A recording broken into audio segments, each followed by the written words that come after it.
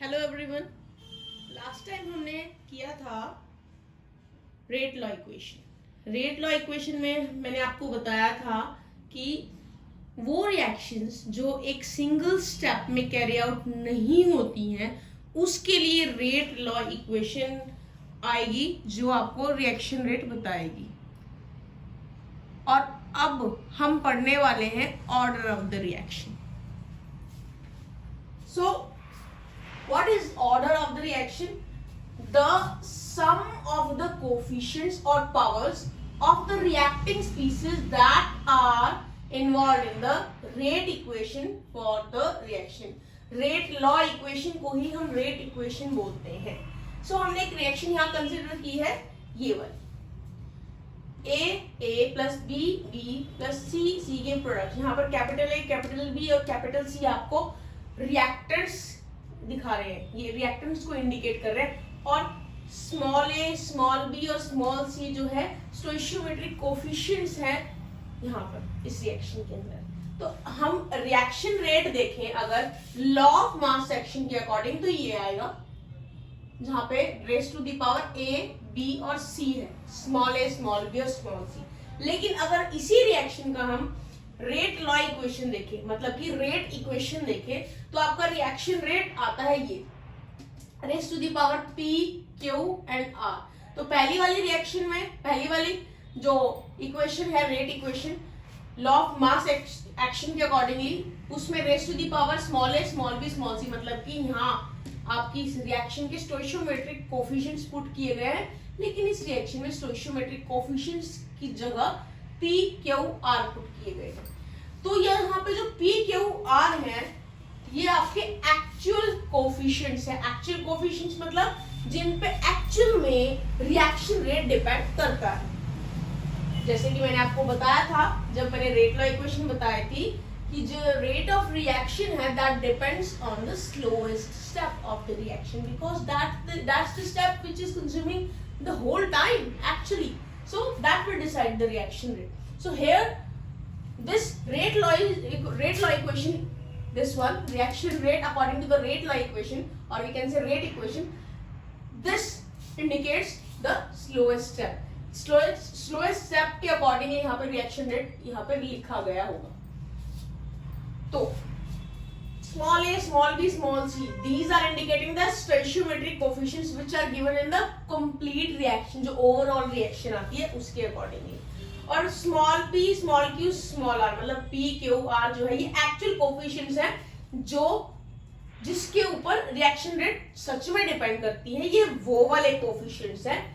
So abc मतलब कि stoichiometric coefficients और p, q, r मतलब कि actual coefficients ये इक्वल हो भी सकते हैं और नहीं भी हो सकते हैं। ऐसा कोई कंपल्सरी नहीं है, ऐसा कोई हार्ड एंड फास्ट रूल नहीं है कि ये दोनों अनइक्वल ही होंगे या इक्वल ही होंगे।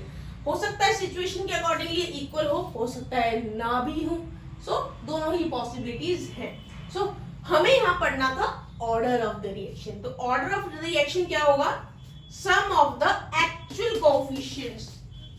सो यहाँ पर P plus Q plus R आपका ऑर्डर इंडिकेट कर रहा है। So this was about the order of the reaction.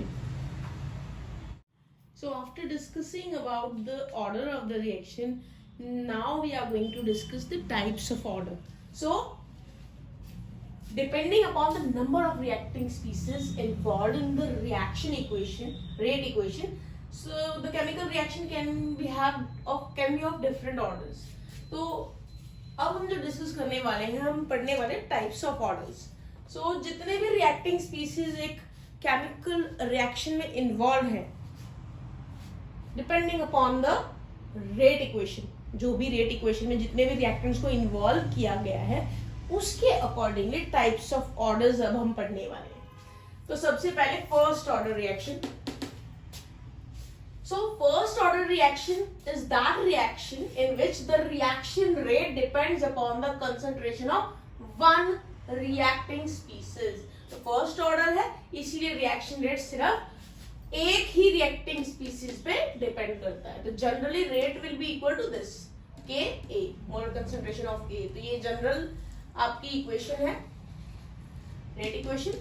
तो इसके एग्जांपल्स आपके सामने आप देख सकते हो। जैसे इसमें एक ही रिएक्टेंट है तो इसी की जो है मोलर कंसंट्रेशन पे रिएक्शन रेट डिपेंड करेगा, ऐसे ही इसमें होगा। तो एग्जांपल्स तो आपको याद करने पड़ेंगे। Now second is the second order reaction. दूसरा आप ऑर्डर करोगे second order reaction. Now the second order reaction is that reaction in which the reaction rate depends upon the concentration of two reacting species and these two reacting species can be same or they can be different also। तो यहाँ पर जो second order है इसमें reaction rate दो reacting species की concentration पे depend करेगा, और ये जो दो रिएक्टिंग स्पीसीज है वो सेम भी हो सकते हैं और डिफरेंट भी हो सकते हैं। सो एक ये जनरल मैंने फॉर्मूला यहाँ पे जनरल लिखा है यहाँ पे रिएक्शन रेट का। एग्जांपल्स पढ़ते हैं। जो पहला एग्जांपल है ये देख सकते हो, यहाँ पे जो रिएक्शन रेट है सेम रिएक्टिंग स्पीसीज की दो कंसंट्रेशन पे डिपेंड है, इसी का ही रेज़ टू द पावर 2 है।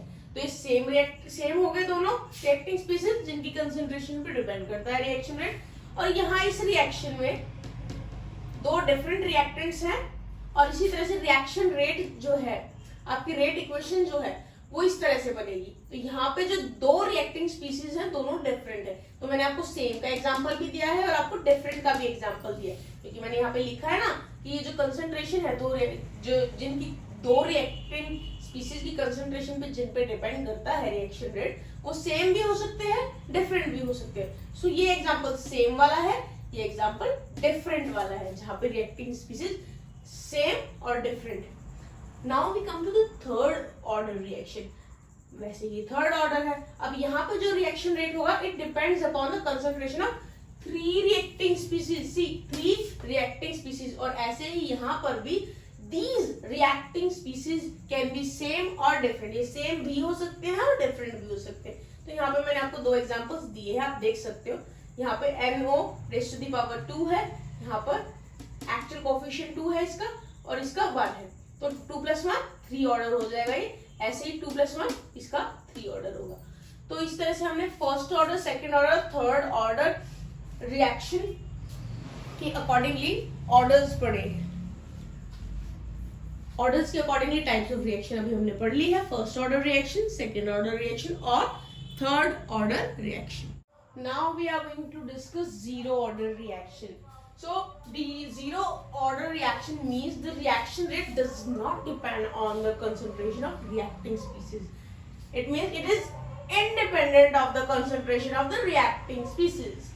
मतलब कि रिएक्शन रिएक्टिंग स्पीसीज की कंसंट्रेशन पर डिपेंड ही नहीं करती है। So ये जो रिएक्शंस हैं किस टाइप की होती है? These reactions are mostly of heterogeneous nature. Heterogeneous nature मतलब कि जो भी आप रिएक्शन में चीजें ले रहे हो वो जरूरी नहीं है कि एक ही स्टेट में हो, वो सॉलिड, लिक्विड, गैस अलग अलग स्टेट्स के हो सकते हैं। मींस ऐसा नहीं होगा कि सारे जो भी चीजें आप रिएक्शन में लेने वाले हो सारे ही गैस हो या सारे ही लिक्विड हो या सारे ही सॉलिड्स हो, अलग अलग स्टेट्स भी हो सकती है। और मोस्टली जो ये रिएक्शन होती है they are carried out on the catalyst surface. एक सॉलिड कैटलिस्ट के सरफेस पे ये रिएक्शंस होती हैं, इसीलिए ये हेटेरोजेनियस नेचर की होती है। सो एग्जाम्पल लेके डिस्कस करते हैं। Thermal decomposition of ammonia on the surface of platinum catalyst under high pressure. तो यहाँ पे अमोनिया गैसियस स्टेट है अमोनिया की, और platinum catalyst this is a solid state. So in conditions में जो अमोनिया है that is decompose. Thermal decomposition मतलब कि हाई प्रेशर हाई टेम्परेचर पे ये डिकम्पोज होता है। तो देखिए ये डिकम्पोज होकर नाइट्रोजन गैस और हाइड्रोजन गैस बना रहा है। एंड द रिएक्शन रेट, इसमें ये अमोनिया पे डिपेंड नहीं करता, NH3 पे डिपेंड नहीं करता। देखो आप वहां देख सकते हो 0 लिखा हुआ। तो ऐसा क्यों? Let us discuss. सो इस रिएक्शन के अंदर अगर हम आप सोच के देखिए, अगर ये रिएक्शन हो रही है और हाई प्रेशर पे हो रही है तो क्या होगा? हाई प्रेशर मतलब आपने प्रेशर बहुत अप्लाई किया है और ये रिएक्शन हो रही है मेटल के सरफेस पे। तो जब आप एक मेटल के सरफेस ले रही हो उसके आसपास अमोनिया के मॉलिक्यूल्स है, अमोनिया गैस के मॉलिक्यूल्स है, इस पॉइंट को नोट करना। तो जब आप इसमें प्रेशर अप्लाई करोगे तो प्रेशर अप्लाई करने से अमोनिया के मॉलिक्यूल्स आसपास आ जाएंगे, नजदीक आ जाएंगे, उनके बीच का गैप खत्म हो जाएगा। जब और प्रेशर बढ़ाओगे तो अमोनिया मॉलिक्यूल्स की जो कंसंट्रेशन है वो मेटल के सरफेस पे ज्यादा हो जाएगी।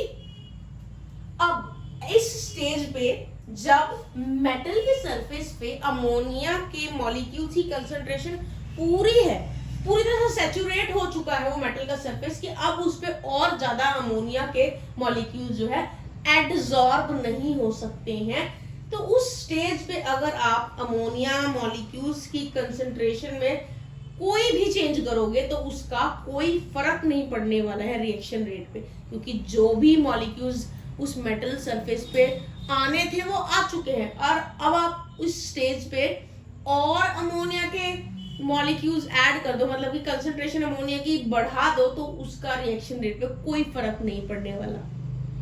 तो इस कारण से जो रिएक्शन, ये वाली रिएक्शंस है, जीरो ऑर्डर रिएक्शंस है, वो हेटेरोजीनियस नेचर की होती है। ऑलरेडी जो कैटलिस्ट का सरफेस है वो सैचुरेट हो जाता है, फिर आप उसकी कंसंट्रेशन में कोई चेंज करो रिएक्टेंट की कंसंट्रेशन में, उससे कोई फर्क नहीं पड़ता है।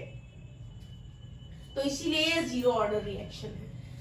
कुछ और एग्जांपल्स यहाँ आपके नीचे दिए हुए हैं, जैसे कि थर्मल डिकम्पोजिशन है HI की ऑन कोल्ड सरफेस, फिर photochemical reaction which is carried out in the presence of UV radiation, और उस रेडिएशन के बाद प्रोसीड करता है वो फ्री रेडिकल मैकेनिज्म से।